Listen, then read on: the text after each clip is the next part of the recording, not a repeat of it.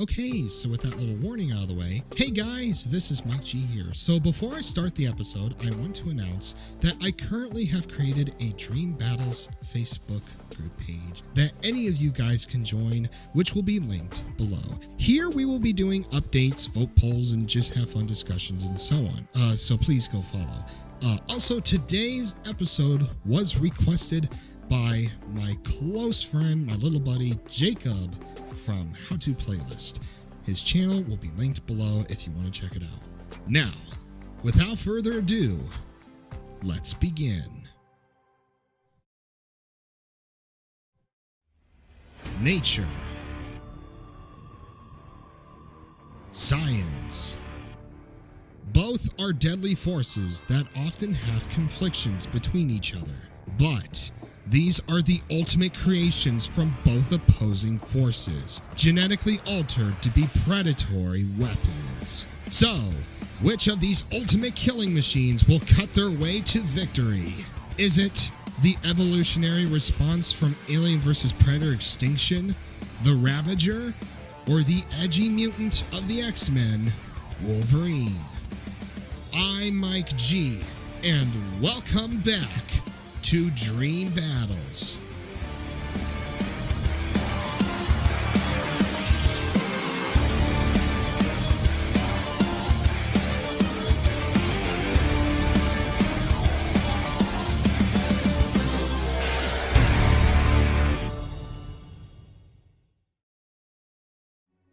In the far distant future, mankind had begun taking steps into the great unknown of space.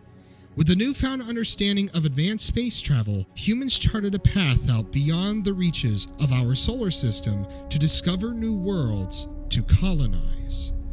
Vessels, however, like the Prometheus, kept intercepting into an odd distress signal from an unknown vessel. Upon going to aid these crews, a synthetic named David began to encounter history, discovering that long before humans had evolved, and with Earth still young, an ancient race of beings called engineers had a vast understanding of the universe and an immense knowledge on the biology of life forms. Thus, David studied and sought out to create a new superspecies capable of incredible adaptation, survivability, and the killer instinct to hunt. And the result was the awesome alien abomination, the Xenomorph.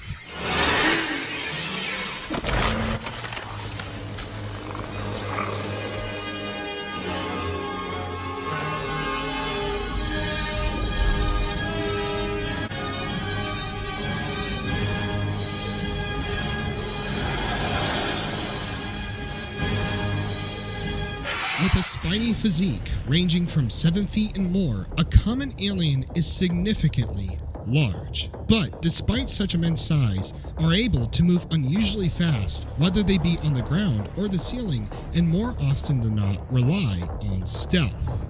Thus, the environment is their greatest ally and will employ guerrilla warfare tactics, especially if they are paired in large groups. Now, in addition to having primate levels of intelligence, they also have a long flexible tail with a spear-like end and an inner mouth for attacking their prey. Now, the hide they are composed of gives them a high level of toughness and appears to be made of silicon, which is a material that has a high resistance to cold and heat, which also protects the Xenomorph from small firearms and melee weapons. Although, high-powered guns like shotguns, snipers, and assault rifles can do damage to the hide. However, aside from having a very tough hide and the ability to survive the vacuum of space, Xenomorphs are also built in with a high defense mechanism, which is their blood. Now, this blood is a potent molecular acid that is a highly corrosive substance that has shown to burn through about anything in short order and can be used as a projectile weapon as well. Thus, over the years, we have seen Xenomorphs like drones, runners, and warriors. Different types of hosts spawned new Xenomorphs, which of course all had very similar traits. However, at one point, they were at war, and their adversaries, the Marines and Predators, began to advance in armor and sheer power. Thus, the aliens had been analyzed to the point where they as hunters were insignificant. The Xenomorph needed to adapt, evolve. Thus, the Praetorian's genes altered and formed into the Ravager. Okay, so the Ravager is a xenomorph that made its first and only appearance in Alien vs. Predator Extinction that has evolved from the Praetorian, an evolutionary response to the heavy military brought to bear by the sentient species they have encountered, such as the Marines, Predators, and the K-series xenomorphs. This massive beast literally towers above other aliens and is a very terrifying presence in battle. Instead of hands, its massive forearms, similar to that of a mantis, are equipped with giant hull blades, made of an unknown and very durable biometal material that are capable of slicing through even the hulls of StarCraft ships and other advanced metals. Now, in addition, these hull blades are swung in heavy side-to-side like motion towards foes in its front view. Thus, anyone caught under the receiving end of its swing will either be crushed or cut down. Physically, the Ravager is very massive, standing at 15 feet or taller than a queen. Thus, because of its hulking stature, the Ravager moves in a slight waddle with very long strides, probably because of having very heavy hull blades, and of course its hulking size. Now, despite being a purebred xenomorph, it bears a striking resemblance to the much smaller alien xenomorph warrior, except it casts colors on the blue spectrum with touches of green. Its most recognizable features are the long, sharp dorsal spines on its back, heavily armored shoulders, and of course, its giant hull blades. Now, the Ravager can add more platings to its exterior by further evolving into the Colossal Ravager, whereby it develops a harder shell that deflects even medium caliber gunfire, as well as the ability to perform a rapid internal restorative process called regenesis. Now, regenesis causes a severely damaged Ravager to enter a cataleptic state, which is a state when someone enters a trance of consciousness that is marked by voluntary loss of motion and fixed posture in which the limbs remain in whatever position they are placed. So, instead of dying, it will try to avoid sufficient additional damage, as it depends on rapidly rebuilding itself, so it may do its only single purpose, which is basically to kill absolutely everything. However, fire and extreme temperatures can prevent this regenesis. Now, the Ravager is arguably one of the most powerful xenomorphs ever encountered, able to best the strongest combat units of Marines and the Predators, including heavy combat equipment such as the exosuit. Even against its own kind, Ravagers have been seen to decapitate most rival xenomorphs with just 1, 2, or perhaps 3 swipes from their blades. They are also incredibly durable, coming second to only the Queen, but once fully evolved, surpasses it, although physically they are always stronger. Now, in addition, the intelligence of the Praetorian carries over to the Ravager. So instead of attacking wildly and blindly, the Ravager will actually target weak points on its prey for maximum damage. The Ravager, however, is not fit for growing the hive, as it had only evolved as a response to the opposition by heavily armored prey. So basically, the Ravager could be considered the xenomorph equivalent of high security and heavy weaponry, as they can take out the most heavily armed targets wherever they are stationed, and most enemies rarely make it past them alive. But while it's a monstrous beast, it can still be killed, as it cannot heal in mid-battle and will retreat to heal its injuries, but with the sacrifice of only possessing half of its strength.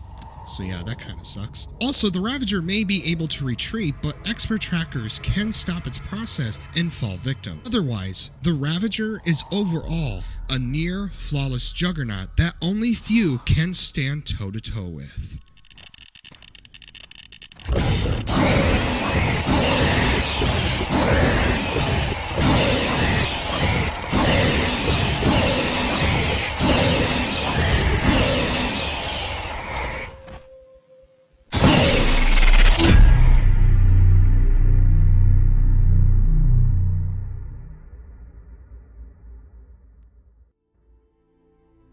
When we look at such teams like the X-Men and the raw power they possess, they have abilities that are far beyond those of even gods like Thor. But what about being so powerful that they are beyond our ability to comprehend? What if I told you to envision a being that stood 2,000 feet tall, wore armor and wielded weapons capable of destroying planets? What if I told you that there was more than one? Well, what you are envisioning are the Celestials, some of the first beings to even come into existence and have the role of influencing the fate of life everywhere through genetic manipulation and overall destruction. And what do they have to do with the X-Men? Well, after taking out Null, the symbiote god, and creating the universe, these Celestials did genetic experiments. So, many millions of years ago, on Earth, humans were genetically modified from the Eternals and Deviants. Thus, the genetic manipulation on the remaining population of mankind would result in spawning in what we know as the X gene, the rise of mutants. Some of these mutants were weak, some were all-powerful, but one was a very odd case.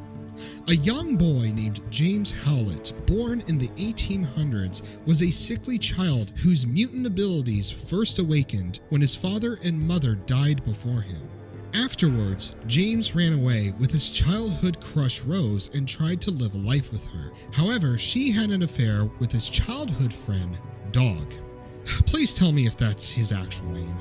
Anyway, upon discovering this, James attempted to kill Dog, but Rosie, trying to stop Howlett, was stabbed instead. Traumatized by this, he left and lived amongst wolves for several years. That is amazing. Anyway, his ever-growing healing factor allowed him to keep living and served in 5 different wars from the Civil War to the Vietnam War. But one night, he was abducted and taken to Weapon X. And with Weapon X was a man by the name of Dr. Abraham Cornelius, who wanted to create the ultimate weapon. So he had removed James' memories, laced his bones with an indestructible metal, escaped the project, and became Wolverine. Like to see you try, scrap heap! Okay, so Wolverine is a mutant who possesses superhumanly acute senses, such as seeing at far distances, as well as perfect clarity in darkness, super hearing, and insane keen sense of smell to track targets upon numerous other benefits. Relax, crybaby. I ain't gonna...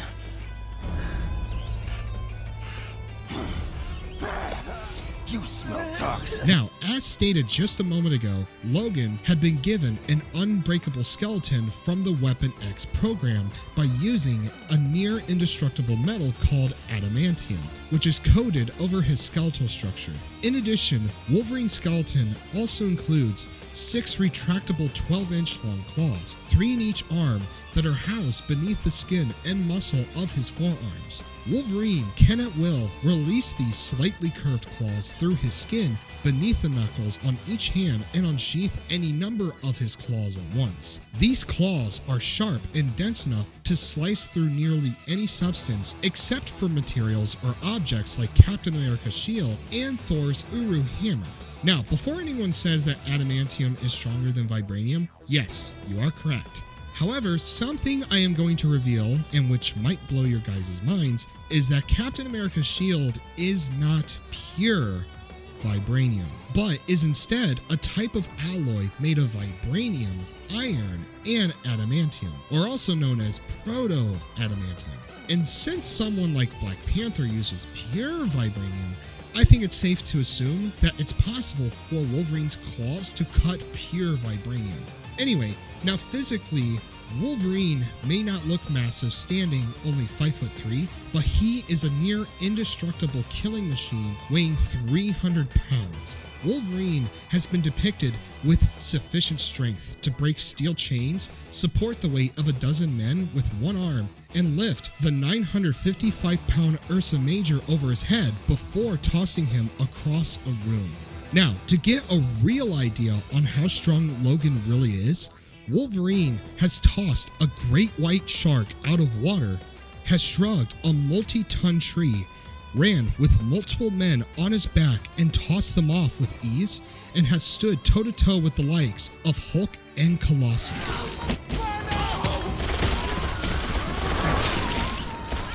In addition to such strength, he also possesses speed that has allowed him to blitz soldiers and cut the barrels of their guns before reacting, tagged Speed Demon, and even surprised Spider-Man before his spider sense could even detect the incoming attack. Also, he's skilled in gymnastics, acrobats, and aerials, but is not on the same scale as other fighters such as Captain America and Daredevil. However, he is also a skilled marksman, martial artist, Black Ops soldier, and a master swordsman who has been able to take on groups of high-ranked assassins and go toe-to-toe with Marvel's most capable fighters like Captain America, Winter Soldier, Black Panther, and Iron Fist. Now, his primary mutant power is an accelerated healing factor that regenerates most damage done to his body. However, when under immense pain, will enter a state of rage that appears to heighten his ability shortly, as well as make him ignore attacks inflicted upon his person. Now, this does eliminate his ability to discern between friends and foes, placing everyone and everything in his immediate vicinity in danger, which can be a downfall, I guess, but seeing as this is a one-on-one fight to the death, it's pretty beneficial. So, the Berserker's Rage is just an even more bloodlusted version of Logan that is so caught up in the heat of battle that he basically snaps and hell breaks loose. Now, his healing factor does offer him a lot of benefits, including near invulnerability and making him extraordinarily resistant to diseases, drugs, and toxins. However, it doesn't exactly cover everything. First off, he can still suffer the immediate effects of such substances in mass quantities, such as intoxication, and has been incapacitated on several occasions with large amounts of powerful drugs and poisons. Who, unlike Thor, is able to drink large amounts of alcohol without really ever getting drunk, which is something I totally wish I could do. Furthermore, his healing factor stems from his brain. Thus, Wolverine can be killed by drowning, suffocation, decapitation, and possibly very heavy trauma, which also ties into his sensory overload. Otherwise, Wolverine is a very deadly opponent for anyone who faces him and an extraordinary ally to the X-Men.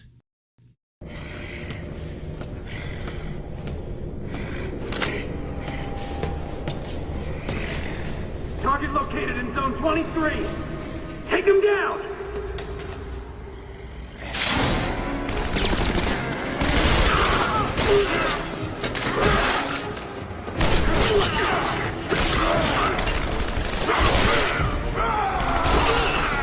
Back up!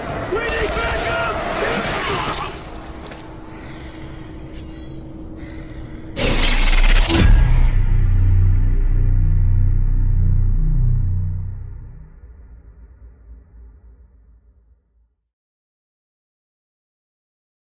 Okay, Dreamers, I've run down everything I gathered on both combatants. Now let's get ready for the battle.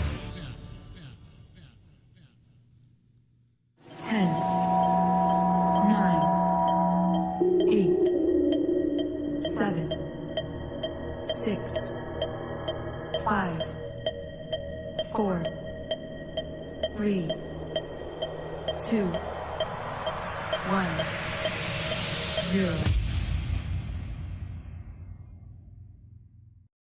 A helicopter soared through the skies. Black Widow piloting is breaking down the situation to a mysterious man in a leather jacket. From this he learns that the Hulk is missing, Stark is dead, and the Avengers are split. Thus, the only guy for the job is none other than he himself, Wolverine. The copter lands on the S.H.I.E.L.D. helicarrier. He is then proceeded into an office with a single empty chair. He doesn't sit, but someone in another chair across the room turns, revealed to be Nick Fury. Fury explains that there is a secret company called Wayland Industries, and they captured a life form called a Xenomorph that appeared to be a younger queen that would eventually evolve in response to starting a new hive. However, it instead hatched from its cocoon-like state and took the form of something much bigger and stronger.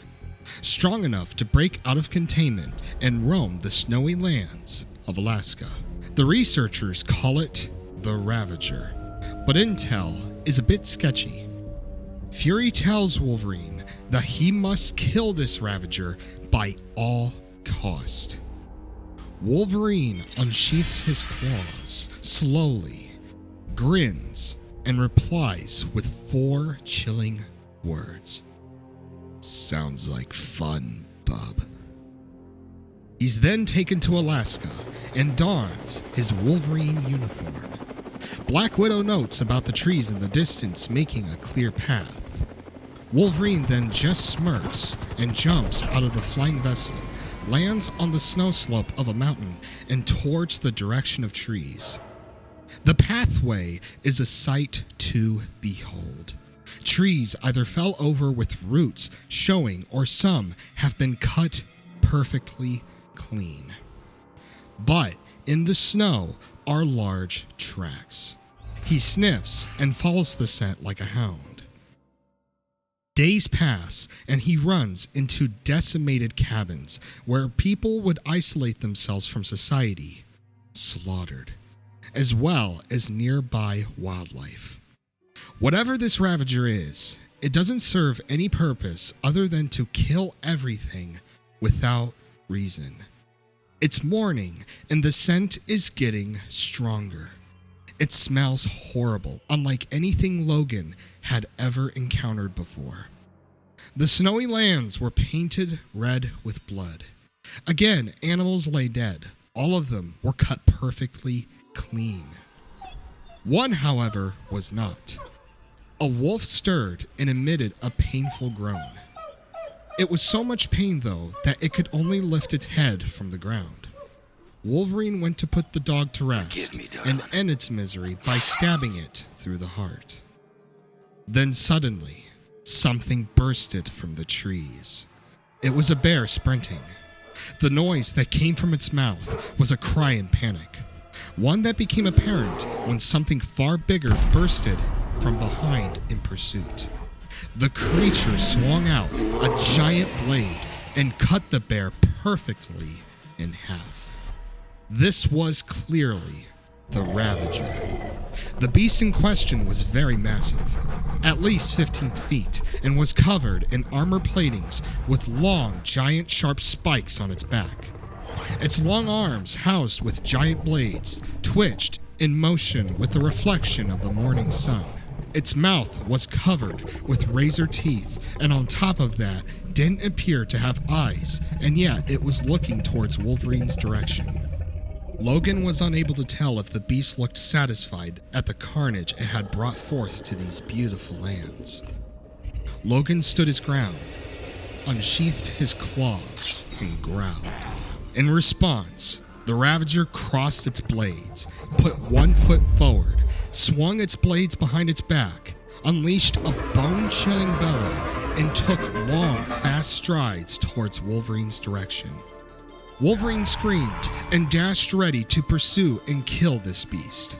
The Ravager made its first move by swinging its heavy hull blades, which to Logan's surprise were faster than he expected.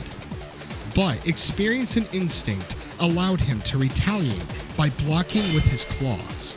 After he was knocked back, he dashed forward, began swinging as the Ravager did, and clashed instantly, sending sparks flying upon impact. The Ravager, however, attempted to trick Wolverine by swinging one blade towards his direction, but with the other rising up, about to come down like an axe.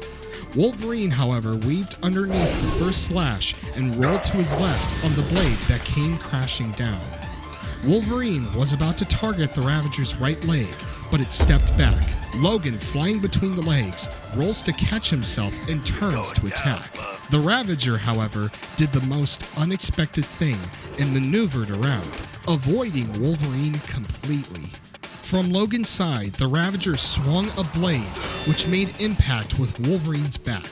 A clang was heard as the blade made contact with Wolverine's skeleton. Logan was slammed into the ground. However, he quickly recouped from this just before the Ravager attempted to stomp Logan. He rolled as the Ravager marched and stomped with fury, wanting to crush Logan beneath its feet. Logan was, however, able to rebound himself and with renewed energy leaps towards the Ravager with speed and power. Logan was able to stumble the beast back and begin stabbing its chest repeatedly. The Ravager, however, seemed unfazed and responded with its long, sharp tail by stabbing Wolverine until it made a clear impalement into Logan's kidneys, flung him off, and sent him careening into a nearby tree. As Wolverine made impact, the tree nearly snapped in half, but did not fall. He peeled off the tree like burning wallpaper. But before Logan could even stand, the Ravager rushed towards Wolverine with its blades extended, appearing to be aiming for his head. The blade, however, instead swung into Logan's neck, only to be stopped by the adamantium-coated spine. Within moments, he healed completely. The Ravager then attempted to swing both blades in an X-like fashion. Logan, in response, held up both claws to shield himself from the attack. Wolverine did not move, but a small crater developed from the Ravager's immense power. Their blades locked in place, but the Ravager, by instinct, attempted to open its arms after the cross-section of its slash. Wolverine quickly picked up on this and delivered a swift stab to the Ravager's head. He pulled the claws out, delivered a knee attack to the beast's jaws, and then slashed the Ravager across the throat, which made acid fly towards Wolverine's direction. The Ravager stepped back slightly, then swung its blades in heavy motion once again. Logan held up his claws, which were burning from the acid, as well as his face, but the force of the attack made Wolverine's arms give in and knocked him to the ground. The Ravager then swung its left blade overhead, stabbed Wolverine in the midsection of his body, swung the right mighty blade upwards, and came down over and over again, pounding him to the ground. Logan tried to stop Ravager and push off the mighty blade, but the beast was pushing down with too much force upon the mutant. Ravager continued to stab through Wolverine's midsection, through flesh and blood, ripped out his stomach along with his intestines. Wolverine is in trauma and coughs ungodly amounts of blood as the beast then continues to pull out his insides and cut them to shreds. Wolverine seems down for the count. Now certain that Logan was dead, the Ravager placed its foot upon what appeared to be the lifeless body, stood up at maximum height, and unleashed a roar that echoed through the large, vast lands of Alaska.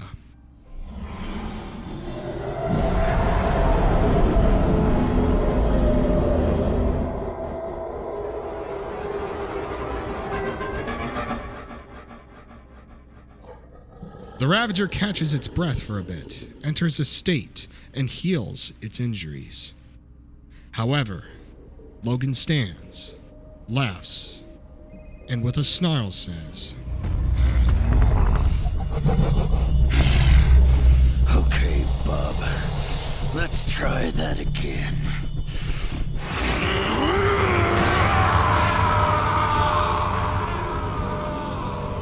Wolverine roars, his muscles tense, his senses begin to intensify as he snarls at the beast, and his eyes turn red. Logan then darted to meet the colossal Ravager head on. The Ravager, now fully evolved into its colossal state, charged at Wolverine once again. Logan swayed over and cleared the charging beast, slid from behind, and then leaped onto its back with his claws. He stabbed, hacked, and slashed. Ravager's instincts, however, kicked in and used its tail to stab Wolverine in between the ribcage and flings him off. Wolverine flew back like a rocket, skidding across the snow until he brought his claws down and dragged himself to a slow and halted. Wolverine looks up and sprints back at Ravager with a loud roar. The distance between Ravager and Wolverine closed by the second. The Ravager attempts to swing with solid overhands, but Logan dances around the attacks and leaps towards the beast's face and made contact with all 6 claws. The resulting impact of Wolverine's 300-pound body made both tumble across the ground in a ball. The Ravager uses its inner large mouth and constantly makes contact with Wolverine's head and then across the jaw, which nearly spun his neck around. The Ravager attempts to do this once more, but Wolverine quickly sways his upper body back like a boxer and cuts the inner mouth clean off. The swing sent flesh and heavy amounts of acid blood spilling, thus rendering Wolverine's adamantium-coated skeleton visible as the healing factor appeared to not be keeping up with the burning effects of the acid blood. Wolverine shouted, and Ravager took its tail and stabbed him clear to the ground. Dizzy from the impalements to the head, the beast shakily got on its feet, shook its head, and then raised its blades above and come crashing down. But Wolverine sprang over the blades, but was then soon met by the Ravager's tail, which made contact with Logan's ribs and sent him crashing to the ground sideways, thus allowing Ravager to turn and greet Wolverine with the tail's spear-like end. Logan, however, quickly stood, held up his claws in an X-like shape, and then slashed towards the incoming spear and cut it into pieces, leaving nothing but a shorter and much less useful tail. Acid sprayed out of the end of the tail like a water hose, but it didn't matter. Wolverine dashed forward and relentlessly clawed at the Ravager, ripping chunks off the beast's armor and body. He then pulled out the Ravager's sternum, breaking off its ribs. He then continued to stab the Ravager's heart, not once, not twice, but 5 different times, as its heart was reduced to a soup-like consistency. Logan then again dug his claws into the beast's neck. Acid poured onto his person, and the metal was taking slight effects, as well as his claws beginning to dull. The Ravager, in response, took its blades and locked them into Logan's neck. Wolverine thrashes wildly against the beast's heavy, sharp headlock. The strength of the beast was still too much, so it didn't need to move. However, with the loss of blood and taking so much damage, the Ravager was losing strength and needed to retreat and heal its injuries. The beast loosened its grip, headbutted Logan to the ground, turned its tail, and attempt to take off into the vast forest. Wolverine jumped back up, roared at its retreat, and darted after the Ravager. Trees gave way as the beast plowed through the forest. However, Logan lost sight of his alien opponent. Grinding to a halt, looked around for any signs, contrasted his nostrils to get a scent, and quickly catches up. A dark shape was in a strange pose. It was silent and trying to recoup for round 3. But Wolverine was not going to let this happen. The Ravager heard the steps, stood, turned, and attempted to retreat again. But Logan cut its right leg perfectly clean off. The roar that was heard from the Ravager was loud enough to be heard from miles. Wolverine seized the Ravager's head from behind and clamped its mouth shut as he shifted its head to a more upright position. He then proceeded to stab. The beast's scream in pain was muffled behind its shut maw.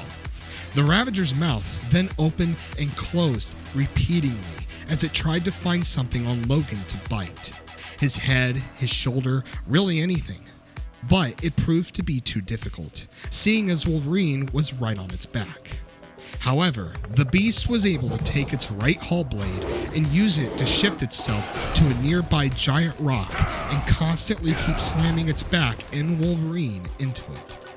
The Ravager's fighting instinct then told it to shift and slam its back to the ground. However, the excess weight sent them tumbling and rolled down a slope of thrashing limbs, claws, and blood. By the time they stopped rolling, Wolverine was pinned by the beast's hull blade and blocked the left blade from coming down on his head. However, again, the sheer force of the impact made Logan's arms give in, and the blade proceeded to come down heavy.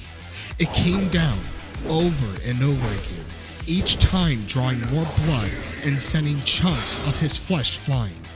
But no matter how hard it swung, or how many times it landed, the Ravager never came close to even chipping the metal coating on Wolverine's skeleton. Logan, in response, however, kicked the beast square in the face so hard that it made it roll over and release the pin. Wolverine then leaped on top of the Ravager. In response, it swung its right blade towards his direction, but Logan cut its arm completely off and proceeded to slash into the beast. The Ravager again followed its instinct and raised its left blade up. Wolverine turned and forced the blade to proceed into its chest and cut the arm attached to it. Rendering the blade useless and pinning Ravager to the ground, Logan then entered a state of animalistic rage and cut the beast down till it no longer showed any signs of life. Eventually, the Titan succumbed, and rather than struggling and flailing its limbs in panic, the beast went limp and lifeless. Logan was dyed with green acidic blood, roared at the fallen beast as though daring it to get back up, even shaking it to make sure it was dead for good measure. Now certain the demonic creature was dead, Wolverine gave a sign of relief as he retracted his now dull claws, stepped down and flopped to the ground for a very much rewarding rest. The winner of this battle is Wolverine.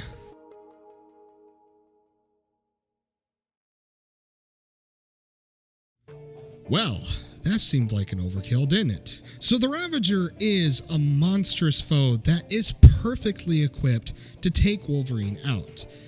But despite the Ravager outclassing Logan in terms of size and physicality, Wolverine is used to facing far more powerful foes like the Incredible Hulk, which he has not only survived encounters with, but has come near close to winning on a few occasions. Now, by comparison, the Ravager is by far one of the most powerful Xenomorphs we have ever seen, but has never witnessed or faced foes that have even come close to such power. Now, when I talked about this fight prior, I did choose the Ravager as the victor by mentioning that the acid blood would burn the adamantium, thus leaving vulnerable weak points for the Ravager to target. And this is still possible. The issue is that adamantium is so strong that the process would take longer than Ravager could hold out in battle and get the killing blow it would need. In addition, while the Ravager is extremely durable, its armor platings and body is nothing compared to the likes of Thor, who first of all was cut by the claws and admitted he would die to the sheer cutting power. Furthermore, the Ravager cannot heal in mid-battle, while Wolverine himself can heal within moments. Even if the acid would slow the process down and leave the skeleton more vulnerable, the effects would eventually wear off and he would be back at near 100%, while the Ravager would get cut down piece by piece, thus rendering the Ravager incapable of facing Wolverine for a long period of time as compared to someone like Sabretooth, who has had long battles with Logan due to a sheer durability and insane healing, just like Wolverine's. Also, while the Ravager does have the ability to heal all injuries as well as put itself back together, it must first retreat and enter a state where it's left vulnerable. And let's be honest, guys, it may have had retreated from predators, but that is nothing like trying to get away from Wolverine. So, the Ravager cannot retreat, cannot heal, cannot chip the adamantium, even with its immense powerful blades, and the acid would take too long to have any kind of dramatic effect on the metal coating. The Ravager is a beast of an opponent, but Logan, in my opinion, is gonna get a very nice victory out of this one. Next time on Dream Battles, featuring How to Playlist.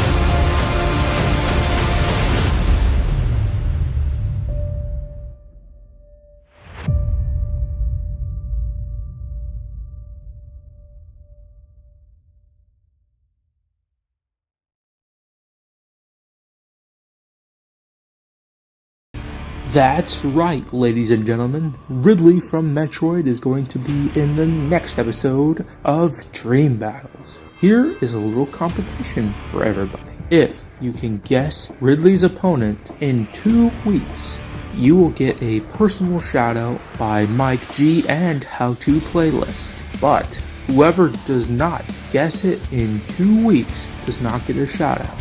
Make sure to go check my version of Ravager, Wolverine, and the sequel to that in the description down below. I hope all of you enjoyed this episode. Otherwise, I'm How To Playlist, and I'll see you guys in the next episode of Dream Battles.